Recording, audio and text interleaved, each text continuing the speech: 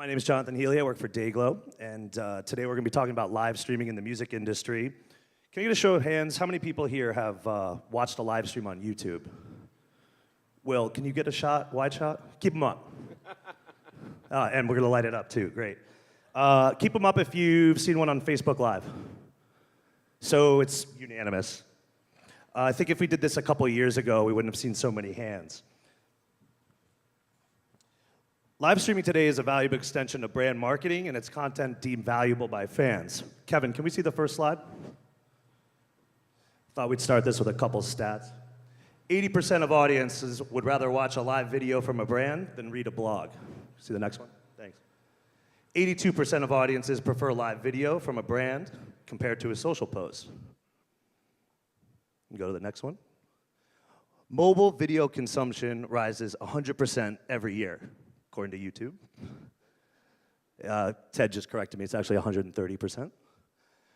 Live video is outpacing the growth of other types of online video with a 113% increase in ad growth yearly. I think we have one more. 100 million plus internet users watch online video every day. And next year, 80% or 4/5 of the world's internet traffic will be video. With online video and live streaming becoming the driving content type and selling tool in today's online market, we've invited a panel of experts here who specialize in live streaming and music. So please welcome Ted Kartzman from YouTube, Jake, yeah, give him a hand. Jake Saxby from Tour Gigs, Brad Serling from Nugsnet, and David Oningman from Jambase. Ted, in the past, video production, let alone live broadcasting, was not accessible to everyone. Your company, YouTube, has changed that dramatically. Live streaming is a button push on your phone, and it's just really easy to do now. Describe the live streaming trends YouTube has seen over the years, and tell us why YouTube has put so much importance into it. Well, my story starts well before YouTube. When I was at Dave's company, we started Jambase, the dream was to not only have articles about what happened at last night's shows, but eventually have audio from last night's shows, and eventually have video from last night's shows. Who knew 20 years ago that it would be on your phone, and your camera would be your phone, and every single person in the room would have one? It was really a challenge back in the day. I don't know if anybody remembers Digital Club Network. That was about 20 years ago when I was living in Manhattan, and I was so excited by the potential of shows being live streamed. But if you looked a little bit closer and saw the trucks outside and the internet and the ISDN lines that had to be installed, and it was almost like a novelty. You know, it was like exciting, but how could you scale that? How could you grow that, right? But the philosophy was always, okay, well, internet bandwidth's gonna get better over time. Cost of content creation gotta go down over time as cameras get cheaper, and now look at what you do. You direct entire live streams from a single seat because you have robotic cameras and you have remote controls, and it's really grown. YouTube really helped explain sort of to the masses, right? You had huge events like Coachella, right? That's a seminal YouTube live stream event that people know, and this year, I mean, it was very hard to wake up that Monday after the first weekend of Coachella and not know what happened, and YouTube was really the reason why. But there's different ways that YouTube's sort of grown it, right? Even in the pay-per-view instance, right? It's not really a thing that YouTube does, but YouTube was there for you guys for fairly well and help, kind of be the web pay-per-view element of that ridiculously amazing event. And today, YouTube is basically a platform, and it's grown beyond what I think anyone could have imagined. It's about 20,000 plus live streams every day. I've seen days where it's double that. In a week, there's hundreds of thousands of live streams that happen on YouTube. It's not all music, but as we grow and as we develop relationships with promoters, festivals, venues, I can see that being really streamlined, and we can have that dream that Andrew out there once had a dream. Let's have SportsCenter top 10 for last night's shows, and basically see every jam. That was sort of, I mean, if that's something we can aspire to, I think we'll be in pretty good shape. But really, in our world of live music, nobody has moved the needle for the couch tour like some of the luminaries on this panel, so I think it's probably best to turn the floor over. Thanks. So we'll turn it to Jake here. In addition to running tour gigs, which a lot of you know through Humphreys McGee, who is touring and doing live streaming every single night, you spend an equal amount of time working on the ground in production. A few years ago, webcasting an Humphrey show probably required multiple camera operators, lots of gear, serious bandwidth capabilities, and more. How has that all changed now? We'll still do an Humphrey show like a Red Rock show with a full crew, but when we're touring throughout the year, we can get it down to one director and one camera operator and up to 8 to 10 cameras. Some of those are remote operated, but for the most part, I think the crowd doesn't know the difference a lot of the time, whether you have 10 people on camera or 2. And you know, Jonathan at the Capitol Theater can run an operation by himself with some remote cameras and sometimes not even a camera guy on the ground.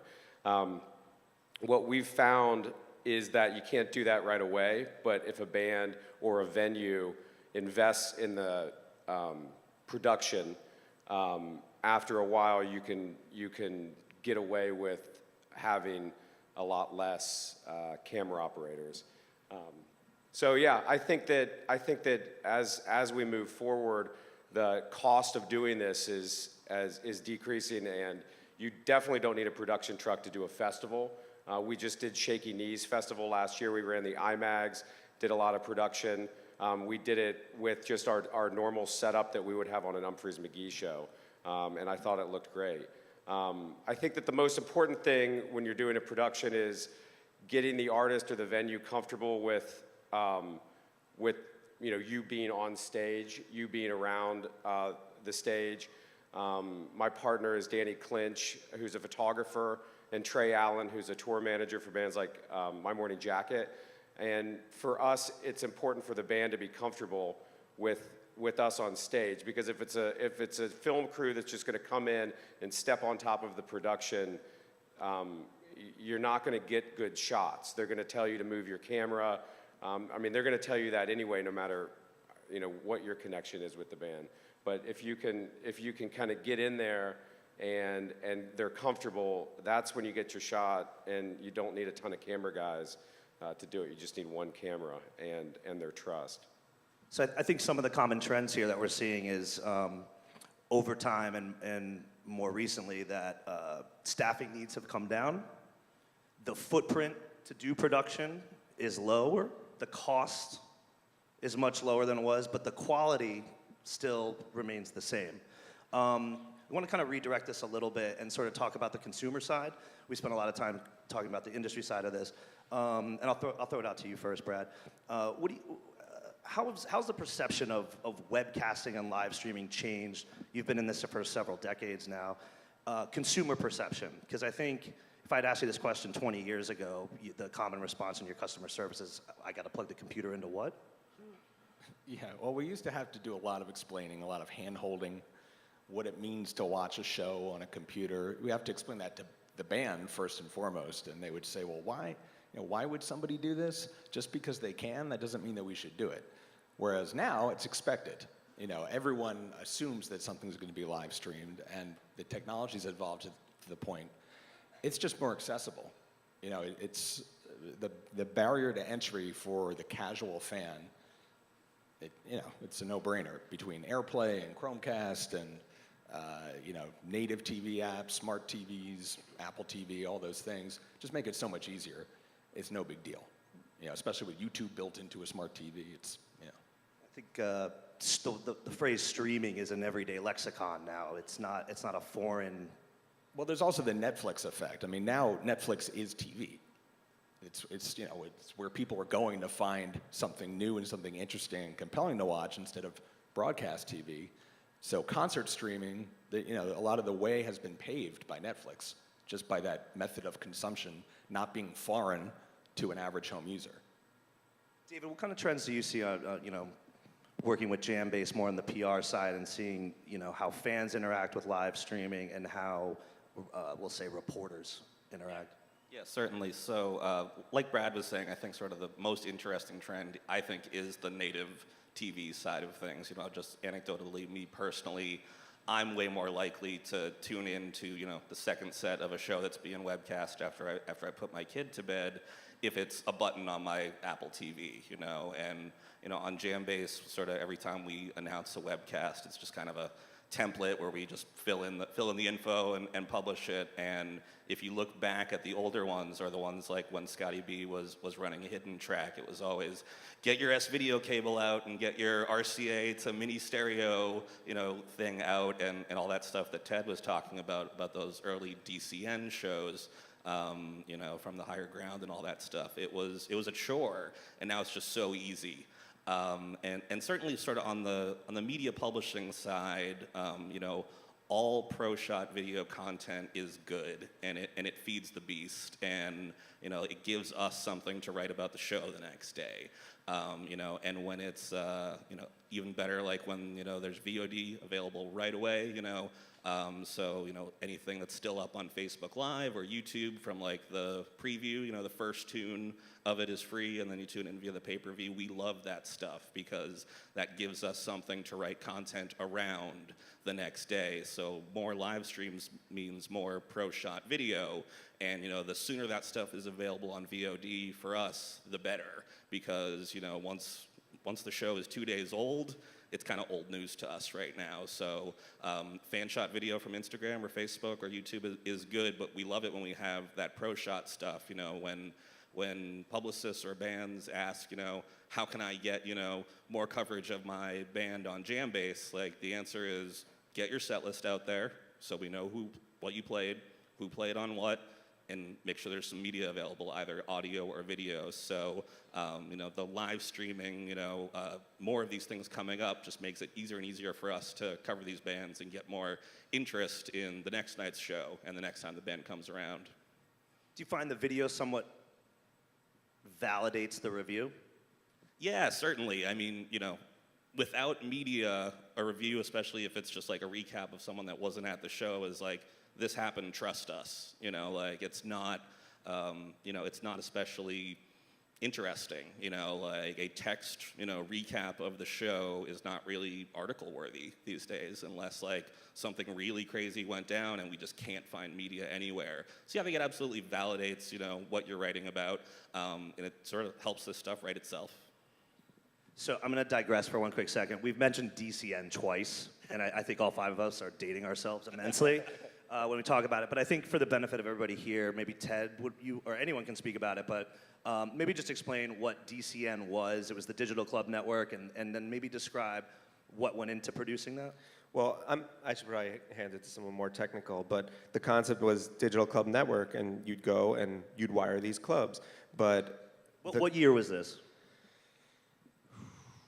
2001, 2000? 99, 2000? Around in like 98 and 99. Yeah, I feel like it was. I remember it was the around first Trey Band show. Back in the with turn of the Lawrence century. Was a webcast on DCN. And what I don't know, I can't even speak to the volumes of technical infrastructure that had to hurdle, but I do remember specifically trying to do a show at the beginning of Jambase and talking about that and understanding that the venue we were talking to had a 300 baud like dial-up line at that point, and so it was like, okay, yeah, we'll just bring in some internet, and it started to get to thousands of dollars for the show, or involving knocking down walls and running entirely new line, and that was cost prohibitive for just trying to do a one-off, right? Can you speak to any more? Well, that just reminded me, in the fall of '96, I ran a phone line down the center aisle of the Capitol Theater. It was before the Capitol Theater was redone. And it was Mo and Medeski. It was literally a phone line running down the center aisle, under the stage, plugged into some jack, and I had my laptop at the back of the house next to the soundboard. It was an audio cybercast, is what we called it. And Mo was one of the first bands we ever did a cybercast with. It was crazy, but that's what it took. You literally had to. I did it at the Wetlands actually, it was another Mo show. We ran a phone line around. So how's that evolved? So you're going from a 300 baud modem, jestfully saying, but now what are you seeing in the venues now? How's that evolved? Well, we went from one phone line to 8 phone lines.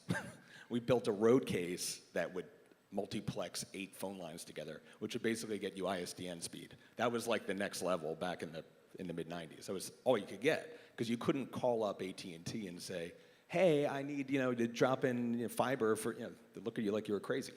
So now, thankfully, all these venues have been upgraded, all the Live Nation venues, all the sheds, all the clubs, and now the challenge is the cable modem, as I'm sure Jake can agree with me. The cable modem is the wild card. Everyone says, oh yeah, I've got 200 megs, but on a cable modem, it's 200 megs down, maybe it's 10 or 20 megs up, but it's not consistent, and it's usually shared by the whole house. So you still, even though the bandwidth is more available now, you still need, a fixed, dedicated line to do a live broadcast. Now you can get by with whatever the venue has, but you just need to be aware that it's likely to get hosed when all the fans come into the room and start using the Wi-Fi, and So Jake, since you spend so much time doing production and you're in a lot of rooms, let's say there's a venue owner here or a GM that's sort of looking to say maybe we should be doing some live streaming in our room. What are 3 to 5 key factors you would recommend to that club owner?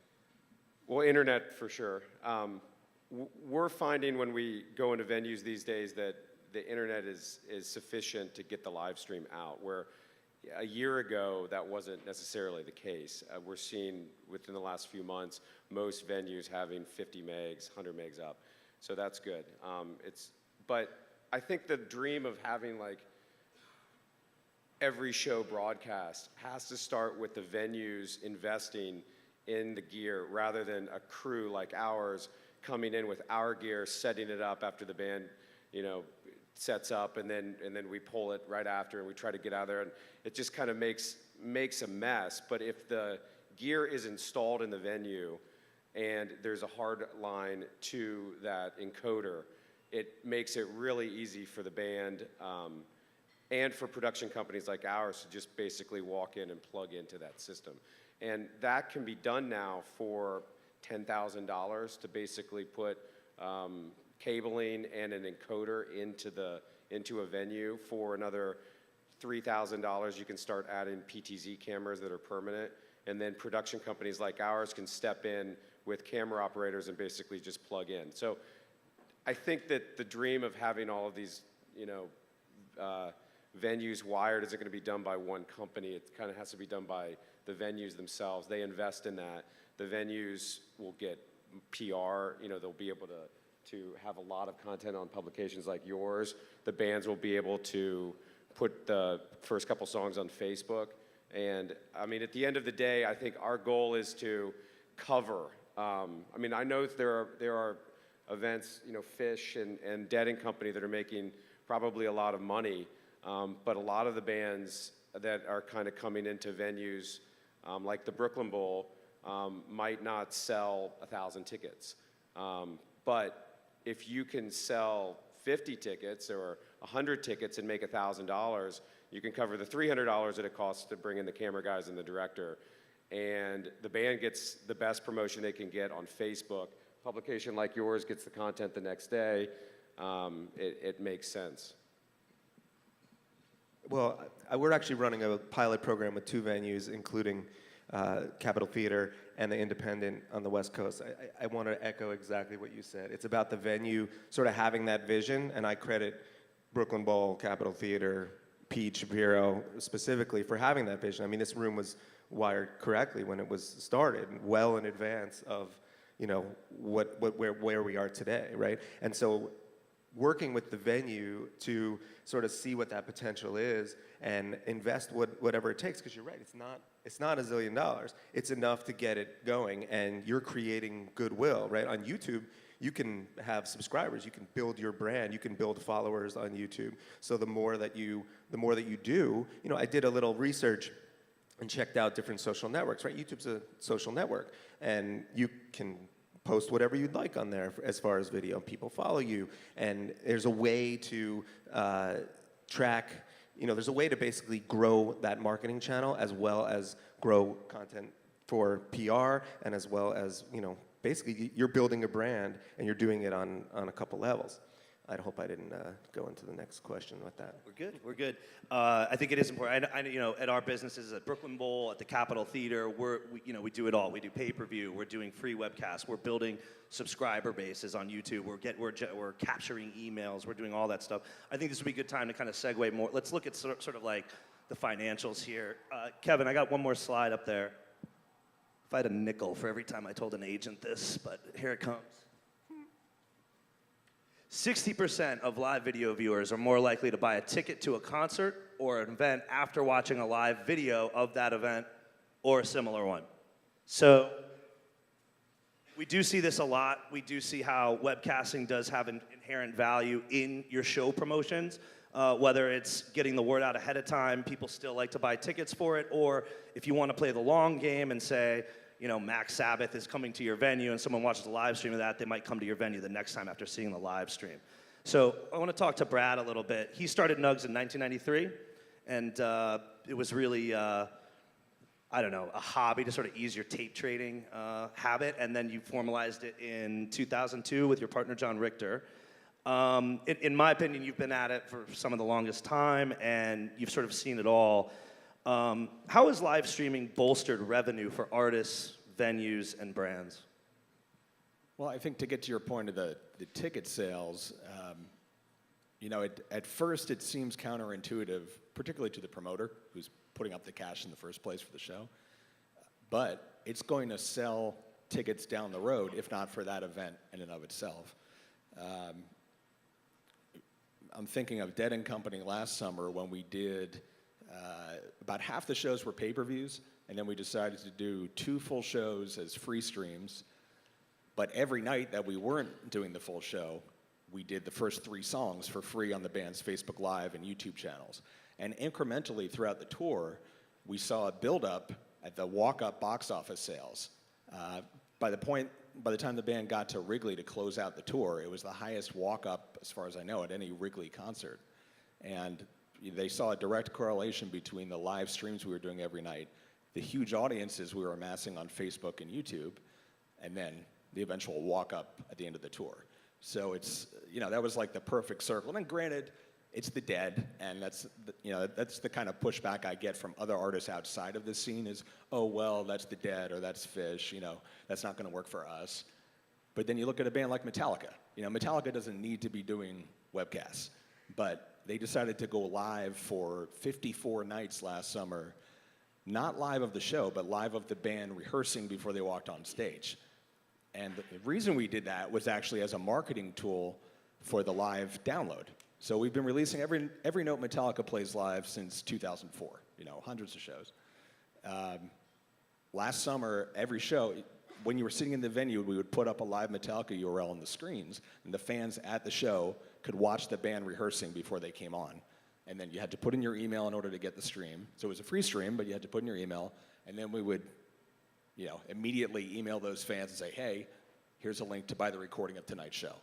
So it's not just a live stream to sell tickets or a live stream to have pay-per-view revenue. It's also a tool for other things like driving sales of merch, of certainly the recording of that show if a band is releasing every night. There's just a nice ecosystem to keep the fans involved. And that's, you know, I use Metallica as an example because they're not Fish. They're not the Dead. Yeah, the shows, thankfully, they have mixed up 8 out of 20 songs since we've been working with them. They used to play the same show every night on the tour until 2004. They started mixing it up once we started live Metallica. Didn't you do something similar with Zac Brown Band? Yeah, so Zac Brown's another good example where we did 2 shows 2 summers ago at Fenway, and the band made a point of not repeating a song over the 2 nights, which I think they had never done anything like that, purposely not repeating a song. So they marketed the webcast as that, you know, a no repeat weekend, and it did very well. The next year, last year, we did 12 nights with them, and there was not as much variation. So it did really well on Facebook, not as well as a pay-per-view. But what it proved to us was the Facebook reach was so huge, and YouTube as well. It was overwhelming how large the Facebook audience was for the free streams, that by the end of the tour sponsor came to us and said, well, wait a minute, why don't we do this as a sponsorship opportunity? And so now that's what we're pursuing for this summer, is those types of arrangements where bands that aren't necessarily going to garner a big paid audience have a huge opportunity to reach fans and have it be a sponsored event. So really, if you can get Brad in the ear of these bands, we can get more of them mixing up their set lists every night. Exactly. So like live streaming as a way to get the rest of the live music ecosystem on board with the fact that there is tremendous value in not programming your entire set and doing it. And that was kind of a joke, but Brad really did sort of have some influence, and sort of the existence of the live stream had some influence on the show itself, which is fascinating. And likewise, there's probably a bunch of people that wouldn't go for it and would never go for it because they do the same show. And I understand that's part of the music business too. You craft your 75-minute set, you go out there, you nail it, and if you live stream it, and I'm psyched to see you in 2 weeks when you come to my town, and it's the same thing, I understand why bands say no to this. You know, I don't know if you've had any of that experience either. Yeah, absolutely. Well, there was a funny story of that Metallica tour. The last night happened to be right after the Baker's Dozen. So they're in the rehearsal room, and we're streaming this live, and Kirk says to Lars and James, hey, did you guys hear about this Fish thing at the Garden where they played 13 nights and didn't repeat a song? And total silence, and James says, they didn't repeat a song in 13 nights? How many songs is that? You know, 200 some songs? We could never do that. That would be a nightmare for us. You know, because first of all, how could Metallica play a show and not play Enter Sandman? I mean, people would riot. It would be like the Eagles not playing Hotel California.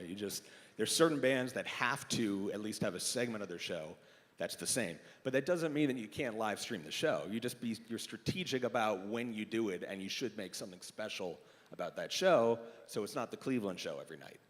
You know, and there's certain things like we did, Bruce Springsteen playing The River. The River didn't change every night, but there was the second part of the show was where he mixed it up. Roger Daltrey playing Tommy. Tommy does not change.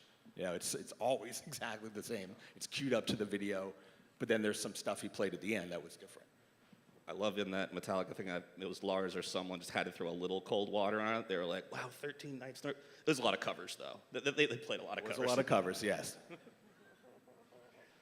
So to sort of surmise that, I think it's about putting something out there that's special, giving something that's exclusive, and making it unique in the cases where it may be a band that kind of does play the same set every night, whereas a band like Fish or any of the other jam bands like Humphreys, there's so much variety going on. But I have a question for you, Jake.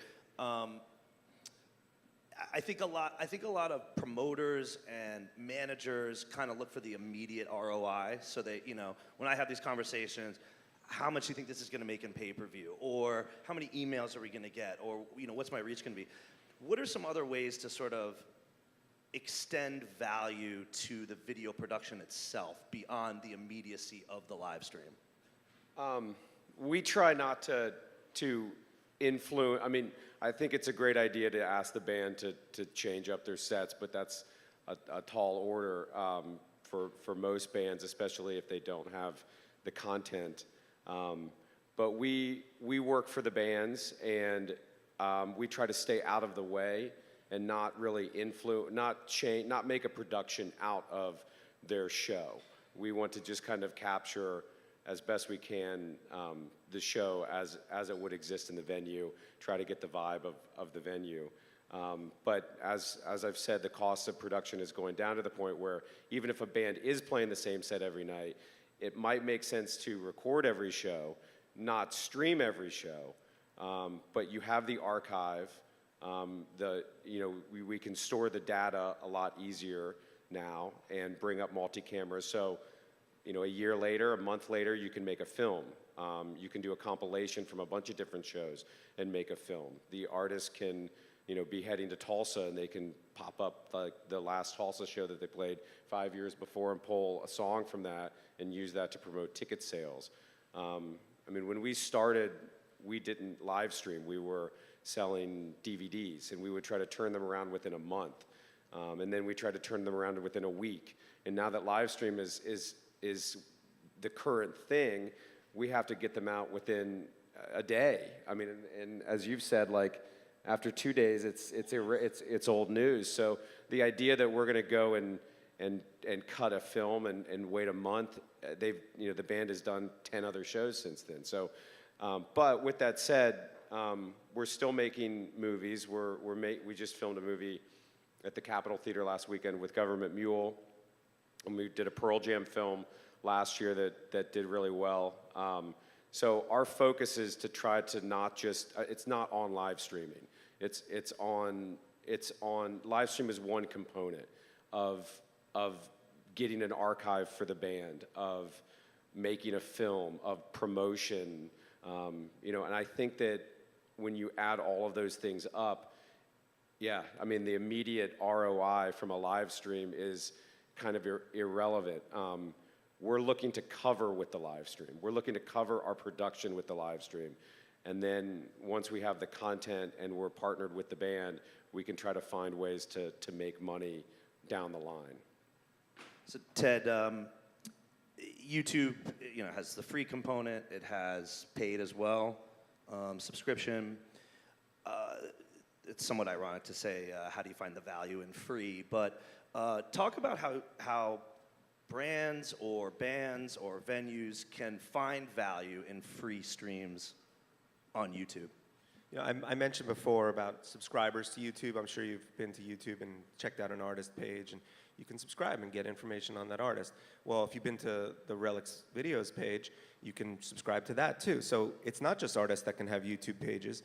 You know, it can be brands, it can be venues, it can be promoters, and that's another marketing channel for you. So, right, we've talked about trying to figure out ways to drive traffic across. You know, we've got artists that post on Twitter that say, hey, follow me on YouTube because I'm going to go live over there, right? And so you want to be in all the social platforms that you possibly can, but YouTube's a place that you could monetize.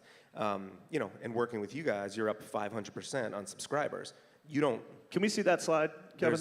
This is where I pat myself on the back. I made this for you because it's true, right? When we started working together, your subscribers, I think we started talking about 18 months ago. You were well under 10,000 subscribers. We got approaching lock-in. We talked about additional content, interviews, other things. I mean, if you look at what makes a YouTuber successful, it's a cadence of posting. It's regular posting. It's regular communication with your audience, and it's something you've done. I mean, what have we done, like 100 different videos in the last year? I mean, it's a significant amount of work that you've put in, but now you're 5x where you were last year, and that can only grow. You know, you have more and more venues, festivals, different ways that you can possibly get in there. So if you're out there and you're a venue or a promoter, there's no reason you can't have your own YouTube page, and you can start to grow it. And if you want to talk about, you know, music rights and that sort of thing, I'll be right over there later. We can have a deep dive. I did grab a couple more stats for you. Because of that cadence of regularity that we talked about, we can show that channels that live stream weekly see an average 40% increase in their new subscribers and a 70% increase in their watch time, right? People are used to going to you. It's mind-blowing how many of these YouTube stars, how many subscribers they have, and you look at what they do, and some of it's not entirely the most interesting for everybody, but it's regular, and they're there, and there's something you rely on. The same way maybe older people rely on talk shows every night or the news. It's something, you know that person's going to talk to you, and that's something that you enjoy, so you go back. And before you know it, you're going back, and you're like, you're going every day. And I would really rather people go back and see live music than like people watching other people play video games, which is weird to me. It's big. Live streaming video games. It's a thing. It's a big thing. Yeah, I don't know how that is. So another thing I get asked a lot, really just by Pete, is subscription modeling. And I want to talk to you about this, Brad, because you have a subscription-based app where people can subscribe. But maybe talk about the merits of subscription, but try to tie it into live streaming and where you feel or you don't feel live streaming fits into the subscription model. Well, I feel live streaming, when it's truly live, and this is a case I make to managers a lot, the most valuable asset an artist has is the 3 hours in the room with their fan. You know, certainly if you've got a great song catalog, if you're the Beatles or Bruce Springsteen, you know, but your ticket sales, so that's your primary revenue stream. So what is the most valuable to the fan? Is that time in the room when they're with you because they bought a ticket, or they can't be with you and they'll pay to watch it live. So I feel that a live stream for a band that can support that kind of audience, that is a premium event, and it should not be part of a subscription. There's also a logistical component to that. It's hard to say how many shows you're going to stream, so how do you build a subscription model if you can't present the value proposition to the customer? You know, we do webcasts all the time. We do them with you. We do them with bands directly like Fish, and we don't know how many webcasts we're going to have. With the exception of Dead & Company, I know we'll do 24 nights this summer. That's the only time I know. But even that, we're not doing it as a subscription. It's a la carte feature on top of a subscription. So there's a subscription for the audio because that we do know. We do know we'll have the audio every night from all of these bands that we work with. So there's a very basic subscription for that. It's an easy to understand, easy to swallow value to the fan. I'm going to pay $12.99 a month. I'm going to get every show Widespread Panic plays, every Pearl Jam show, every Humphrey show. It makes total sense. And then the pay-per-view is a one-off a la carte that you can buy from within the subscription app. So you already have the fan there coming every night to hear last night's show from their favorite bands, and then you upsell them the pay-per-view. Now, I think subscription makes sense on a VOD basis, but the challenge there is the rights, which Teddy will talk to you over there in the corner about. When it's on YouTube or it's on Facebook, somebody's taking care of the rights ostensibly, and we don't need to take that deep dive into how the sync licenses work. But if it's a band, let's take Phish. We recently added video to the Live Phish subscription. There's only 2 shows in there. It's not because Phish doesn't want to put out more video. It's because the time it takes to clear the licenses, like if we did the Baker's Dozen, as Metallica thankfully pointed out, there were so many covers, the time it would take to license all the sync licenses to get that in a subscription program. Or Dead and Company, where everything is basically a cover because of the rights. With Dead and Company, every single song is a cover. So it's challenging. It doesn't mean it can't be done, and we're working on some blanket licenses to allow us to do this, but until the licenses have been cleared, you can't really build a viable SVOD service for live concerts.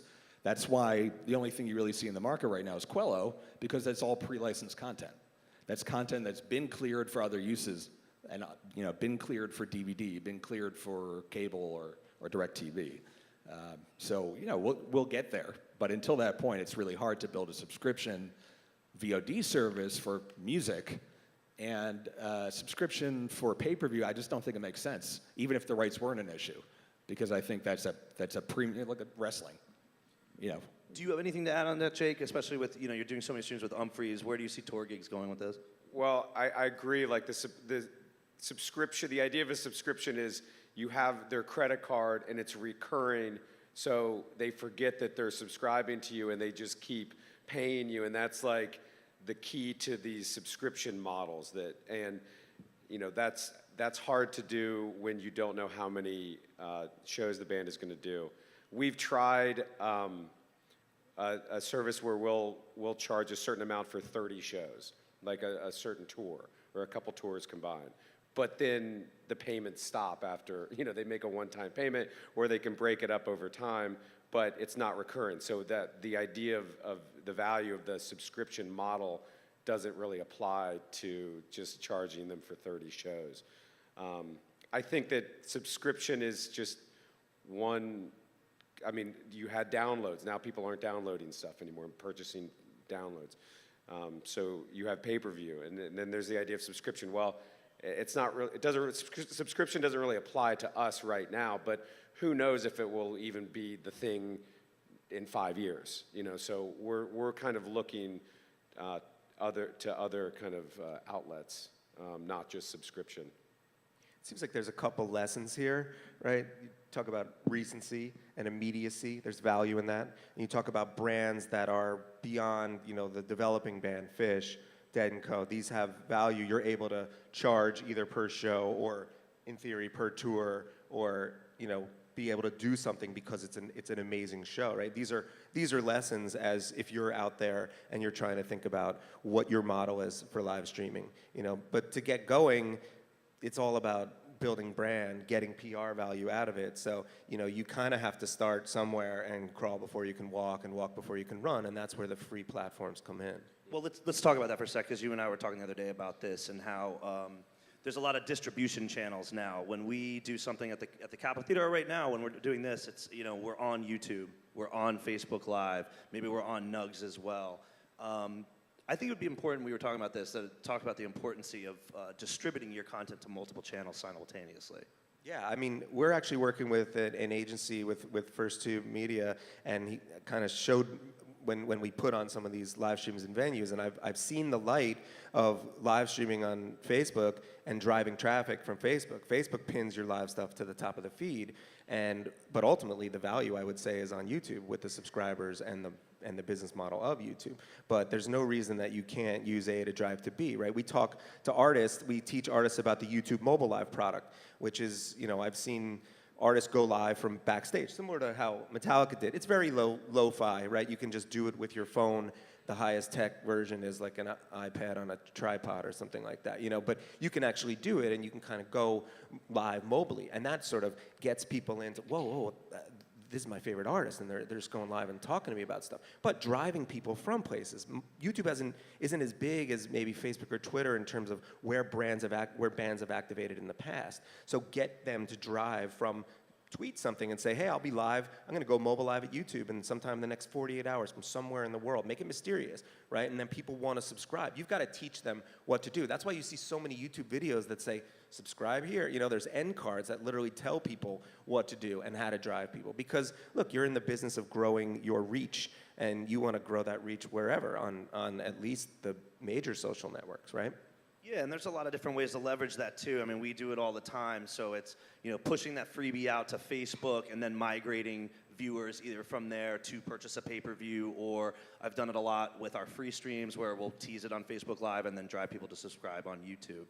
I think we're getting pretty close for questions. I'll leave it open for any final remarks from you guys. I think that technically, and you know this, it's easy to simulcast to 10 different destinations. You can simulcast to YouTube, to 3 different Facebook accounts, the bands, the venues, and on top of that, you make it embeddable so you can take that live stream and put it anywhere after it kind of goes into one spot. So technically, the software makes it very simple to stream the first couple songs or the full show to multiple destinations at the same time. I don't really have a stat for this, but I just see it firsthand. We do see good, I'll call it a migration rate of people who, they're starting on one channel and you're flashing them a card, or you're flashing them what we call a lower third, and saying, hey, to continue watching this live stream, go to relixchannel.com or go to Nugs or go whatever, and we see the numbers and people migrate, whether it's 50, 60%. Any other final statements before we go to the floor for questions? All right.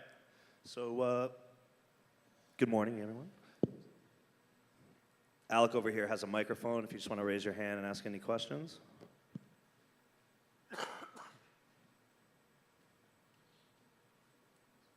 Thank you.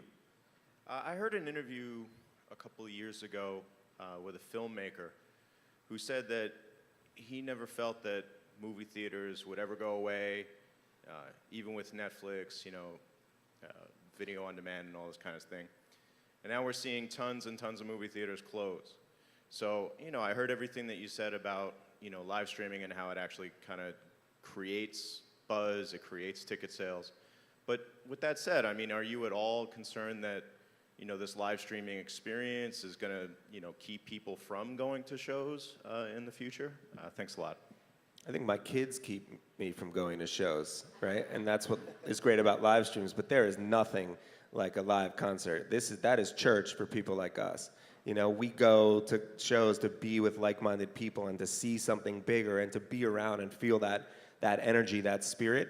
That's what it's all about. But when I can't do that because I got change diapers all night, then I would love to do that over a Portugal the Man live stream from the Capitol. That was really fantastic last year. That's the next best thing. But come on, there's nothing like a show. I can tack onto that too. I think there's certain types of music that don't work well on the live stream. I think I don't want to pigeonhole certain genres, but I'm about to. So I think funk music is about being in the room. I think New Orleans brass, party music, things like that. I think people want to be in the room to actually experience, and sometimes that stuff doesn't translate. So, is live music and live places going to go away? I don't think so. Yeah, I certainly think it's a justified fear about what he's saying about movie theaters. But I think done the right way, like a live stream is supposed to get you more excited about being there next time, and getting this great pro shot footage for a band and things like that. Me and Teddy talk about it all the time. Every time a new sort of band that has a guitar is getting popular, we're like, yes, another generation of live rock and roll is going to survive this thing. But I think, in certain shots of a webcast, when they're zoomed out and show the energy of a room and things like that is something, a point that this video should get somebody more excited about going to church, about going to see live music. And you mentioned movie theaters too. We did the Fairly Well broadcast about 3 years ago, and it was, the largest music pay-per event in history. And we did that in theaters, globally, and people traveled to theaters. And I think the big reason they did that, especially in the Deadhead culture, was community. People wanted to go and be with like-minded people and share and communicate with each other, and also experience the music of the Grateful Dead. And that was a different situation where those shows had sold out, but that's different going to a movie theater than it may be watching it on your couch. I see another question over here. Hey guys, Josh Barron from Olympia. 2 unrelated questions. One, what are the pros and cons of potentially geofencing streams to assuage fears of cannibalizing actual ticket sales? Is that possible? And 2, one of the things we've heard a lot about over the last 12 to 18 months is virtual reality. What impact would that have, or do you see it having on what you guys do day in, day out? Okay, let's take that in 2 parts. Can you guys speak to blackout restrictions at all? Yeah, we when I mentioned that Metallica tour last summer, doing the 54 shows, we started out with the band wanted us to geofence it only to. They wanted to get as narrow as the venue, so only the people in the show could see the band warming up before that show. Did that about 2 or 3 nights and then just said screw it, because we realized we wanted to reach a larger audience. Why limit it to that? It is technically possible. It's, I just wonder what's the value in that. It's not like baseball where, you're not going to broadcast it if the show's not sold out. I would say from a rights perspective, you can set rights by territory, but not as granularly as by state. So if you're talking about a global tour, you can keep it. Right, we did a humongous Korean live stream with tons of Korean bands that was not allowed to be live streamed in Korea, but they wanted to do it global ex-Korea because it was a huge moment for the sponsor and that whatever. But the way that the rights worked, and that was great for them, but nobody could see it locally. So it's possible, but not as granular as the state level.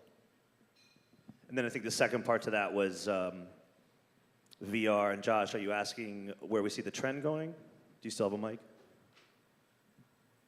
Just the impact of it. I mean, again, we keep hearing about it, but we don't see it from a consumer perspective, wide adoption, from a production perspective, necessarily wide adoption.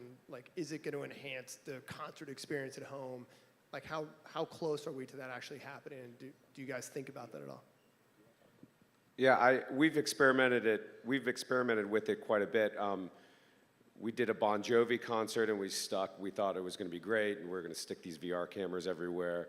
But when you stick the headset on and it's a 360 camera, I mean, you're just going to want to look at Bon Jovi. You're going to turn around and look at the housewives from Jersey, in the front row. It's not that interesting to have 360 in a concert experience, because in a concert experience, you're looking at one place. So we're working with a company, Endless Rift, to kind of develop some stuff that I think is cool, where we'll put the 2D film on a screen, so you're in a virtual theater, but you kind of create 3-dimensional lights, you're kind of recreating the lighting rig, so the lights are kind of going, around you, rather than watching kind of the 2D video, with a 360 camera, which is not that interesting. So I think VR, gaming is very big in VR because you're in a 3D world, but when you're videoing something, it's flat in VR. So I think the cooler thing is to add 3-dimensional elements, effects, lighting, flying pigs, whatever, to kind of make it more interesting. And that's where VR, I think, is going to go. We've tried it a bunch. We've done it at Lock-In. We've done it at the Cap. And the way we've approached VR, not very successfully though, is through 360 video. And as a director, it's a struggle because not to get like too granular about it, but you can only have so many places to put it, right? So if you put it in front of the drummer, then you're looking at the backs of the guitarists, and then you're looking at the drummer. Or if you put it in the front row, it does become sort of a two-dimensional spatial plane because you're either looking at the stage or looking behind. The areas where VR and 360 video get exciting is when you're in the cockpit of a jet plane or you're in a race car. And it's that POV perspective, and you can look around, you can see what everybody's seeing, and you have the goggles on at home. But I have found personally it just hasn't translated. And I think to speak to what you were talking to, what's out there now in the VR space is basically like walking into this room and watching that screen over there. So it's like you walk in and there's avatars of people and there's like three-dimensional space, but at the end of the day, the video of the band is still 2D on the screen. Right. I think there's a couple solutions, right? There's 360, which I'm kind of with you on the headset thing. It's inherently not social. You're wearing a headset that covers your entire plane of vision. But there's also VR 180, which I kind of like. You can put the camera, you can see the whole stage, you can kind of get some movement, but you don't really need to see the housewives from Jersey in the front row because that's not what you came to the concert to see, right? It may be, look, I would have loved to have a 360 camera at a Fugazi show, you know, and be able to see that crowd in the 80s, and like, that would be an amazing place and time to go to. But for most shows, you just want to see what's on the stage. So I think I think 180 is a decent solution, Josh, something to look into. My concern with VR is the sound. You know, we put so much effort and money into making it sound good. Somebody turns their head, then you're starting to get you get phase shift and all, you know, time smear that really messes with what the band is trying to put out there, is making this show sound correct with proper, you know, placement of the musicians on the stage, the sound stage, and the depth. You know, you don't want to mess with that.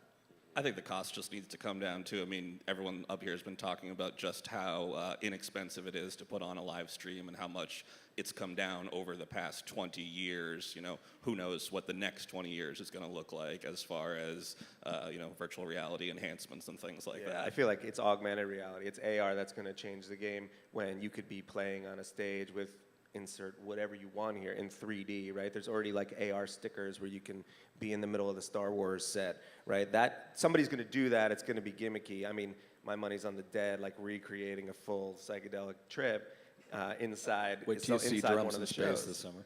What? So wait till you see drums in space this summer. All right, I got to get out to a show.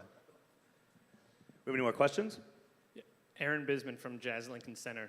Just a quick comment. We've been webcasting about 300 shows a year for 5 years now, and we've only seen ticket sales increase during that time. We have no geofencing. They're available anywhere. New York is our largest viewing market, so we're proud of that and happy to advocate for that. Brad, I have a question. You were talking about the numbers getting so large on the streams, I think around Metallica, that sponsors were beginning to show interest in sponsoring the live streams themselves. Could you say a little bit about what kind of numbers are we talking about? Like, what is the size of traffic that is required to really begin to interest sponsors? Well, it has to be in the millions. You know,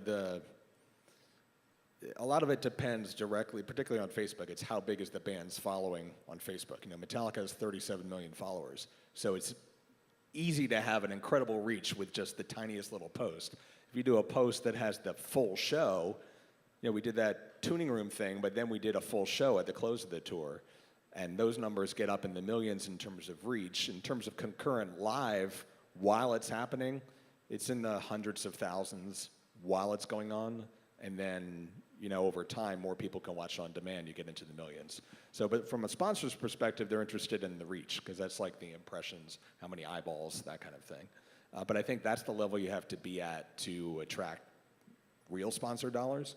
Typically, you can look at who's sponsoring the tour and just make it part of the tour budget. Yeah, that's what I think makes sense. You should be able to aggregate that reach, Aaron, at 300 shows a year, right? You can use your standard advertising CPMs, and you know what you did this past year, so to look forward for next year, you actually can shop something fairly tangible to your potential sponsors. Another question? And I know you've had your hand raised for a while. So one more up here, and then we'll come down here. Sorry, the mic has stayed in this little ecosystem. Hey guys, Wayne Price from Airbnb Concerts. Quick question for you. Live rights for these shows were talked about. I understand SVOD is very expensive. Can you talk a little bit about the cost of live rights? just in general, for why is it cheaper? It seems like it's cheaper than SVOD. And is it different depending on the size of the artist? I mean, you guys talking about the Dead and Metallica, but what about at scale? What about mid-tier artists? Where do they play into it?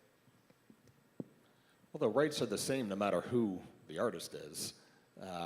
To do it live, it's considered an ephemeral license, so you couldn't, in most cases, with the exception of a band playing the Super Bowl, it's not possible to pre-license to get sync licenses for a potential cover song, because in most cases in our world, you don't know what the band's going to play. So how could you license something if you don't know what they're going to perform? So there's that, in the case of the Dead or Fish. For a band who knows their set list, they play the same thing every night, you could potentially license it ahead of time. But when it's truly live, it's not triggering another license. You've got the PROs being paid as part of the production, and so that applies to the live stream as well. After the fact is when it's a different story. Now, Teddy can speak about what happens when it's on YouTube or Facebook. Right, I think you hit on something with the PROs. It's something we should talk about for Airbnb, right? Because there's a performance right. You're performing in a public place, and all the venues would have performance licenses. Your Airbnb venues, maybe not. That's something we could talk about and probably solve for. I tend to think with the artist on board, management on board, their label on board, their publisher on board, playing songs from within that suite of players, you should be able to pull off a live stream, and it really shouldn't cost a ton of money.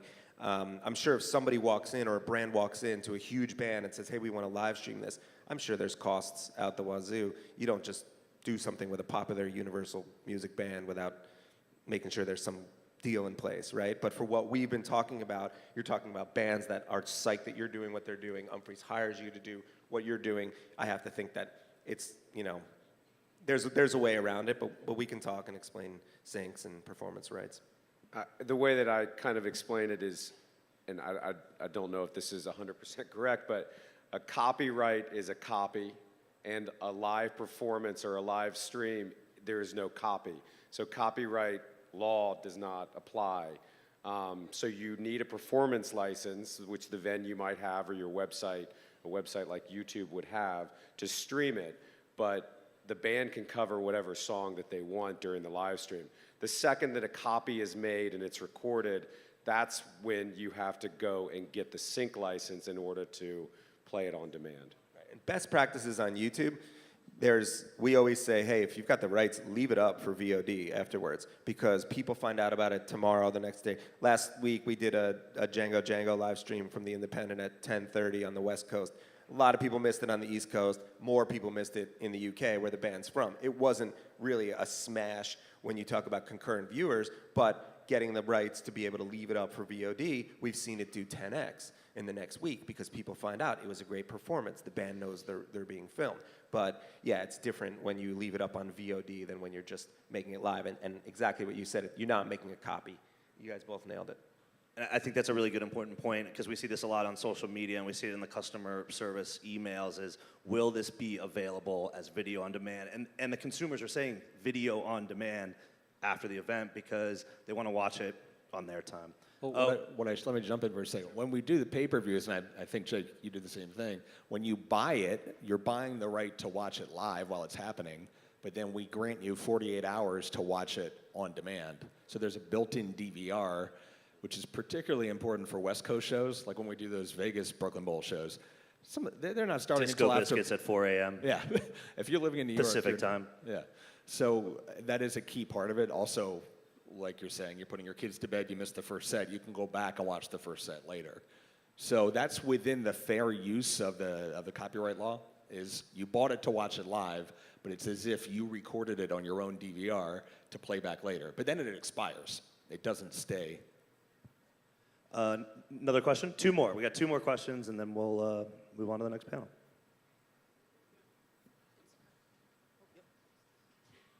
Hi, guys. Hey. Great job up there.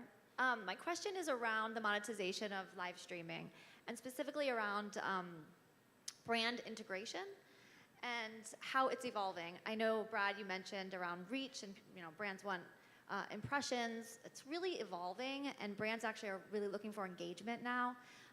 Specifically, Ted, maybe you want to talk a little bit about some good examples from your seat and how brands are integrating into these live streams in an effective way. Well, I mean, the biggest example is Coachella, right? There's always a massive brand, and then you watch a small startup screen. That's really more of a custom solution, but for a big brand, big money, it's certainly worth doing. We see sponsor slates at the beginning. We see coming up soon, the so-and-so live stream brought to you by, and that's where I think you have an opportunity as a venue, as a promoter, as a festival. If you're gonna do multiple ones, you know, in between, right? At Lock-In last year, it wasn't a sponsor, but it was really important to let people know what happened in Charlottesville and to donate. And that was the slate in between. That could have been a sponsor, but really it was you know, us and you saying, hey, we care about what happened in Charlottesville, please donate here, and kind of getting awareness. But I see that being an opportunity. I see there's chats and things that happen, right? And there's a way to have moderated chats or pinned chats or, you know, some way to bring a brand in there. I think you're right, it is really evolving, and there's probably more best practices than I even know, because I'm not so on the ad side. But I would love to deep dive with you on that later, Molly. You know what might be helpful, though? Maybe give 3 top metrics, because we talk about them all the time, that would be beneficial to sponsors. You mean metrics and... Yeah, average watch time, view count. But maybe the top 3 that are most important to Right. sponsors. I mean, I think people used to, I don't know, I think everyone thinks concurrence, how many people are watching at the same time. But with leaving it up for 48 hours, is it about the people watching at the same time, or is it about the total people that watched it, right? We use things like views on YouTube, which people understand. Yeah, it's We've the moved views. more, what? Views. Yeah, views is a better indicator than concurrence. And we use watch time on YouTube to actually like sum up the total watch time. I think you could talk about average watch time or length of watch time. Everybody knows that watch time on Facebook is way smaller than on YouTube because people just scrolling through their Facebook feed. But YouTube, you go to something, you stay. You know, I've seen experience of stuff we've done on 2 platforms be 10, 20x on YouTube. But with Facebook, I'd say reach is the most significant in terms of sponsorship, because it's how many people actually saw this come up in their newsfeed.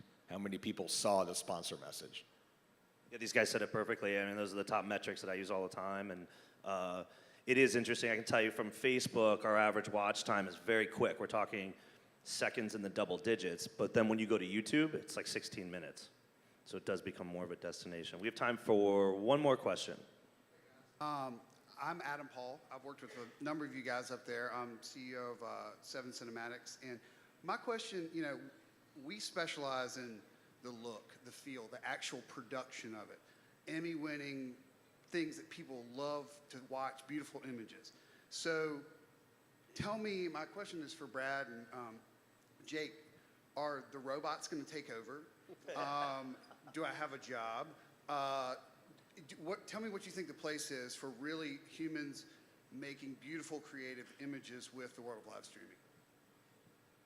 Make them with robots. I mean, Healy's behind the PTZ cameras. Are we sure Healy's not a robot? I've been called that before. And I think there's a good artistic style to doing productions without a camera operator.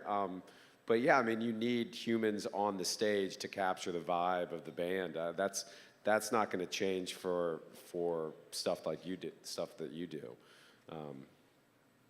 Yeah, I think it's a matter of what's practical given the venue. You know, with stadium and arena tours, typically there's a whole video crew there to capture the show live, to put it up on the screens, and that's a mix of robos and handhelds.